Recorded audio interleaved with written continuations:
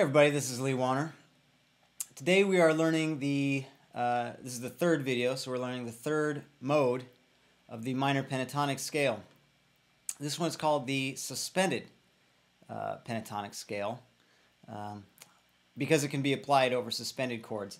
It'll start, since we're doing it in A minor this whole time, these past few views, it'll be the D suspended pentatonic. But keep in mind, if it's not in D, if we're playing over an A minor chord, then it's just the same notes of an A minor pentatonic scale played up the neck. So this one, we can start with we'll start with our middle finger today, and we'll talk about how we can use other fingerings in a moment. We'll use the second finger on the 10th fret, pinky on the 12th. And the next two strings are the same. Now, if this already feels weird, then you might actually want to practice it more so it doesn't feel weird. But if it does feel weird to you, the reason is probably because you're not used to using these two fingers. You might be used to using your index and ring finger, which is perfectly valid. Practice both ways. They will have advantages and disadvantages later down the road. Now, after those first three strings, we're going to go to the 9th fret on the G string. So you see, if we are using our index, we're going to have to jump down a fret. And then the 12th fret of the G string. Then our index finger will have to jump again up to the 10th fret of the B string. But aside from that, just like when we tune the guitar, you know how we tune from the 5th fret and then suddenly the 4th, and it's kind of weird, there's that 1 fret jump. That's exactly what we got here. Really, it's the same shape,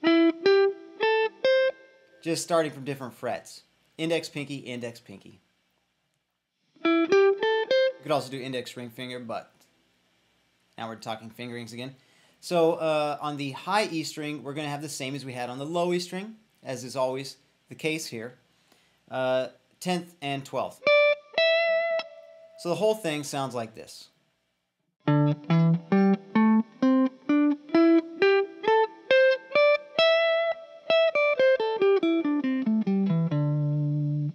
Cool?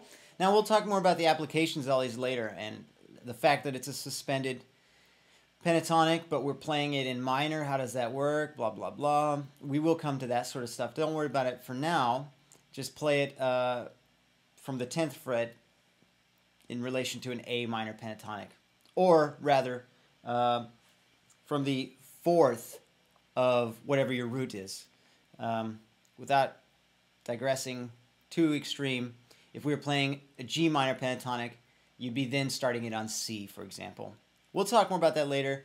If you're just now learning the shape, then just worry about the fingering and getting real comfortable playing it where I just showed you. And we'll continue from here next time. Happy practicing.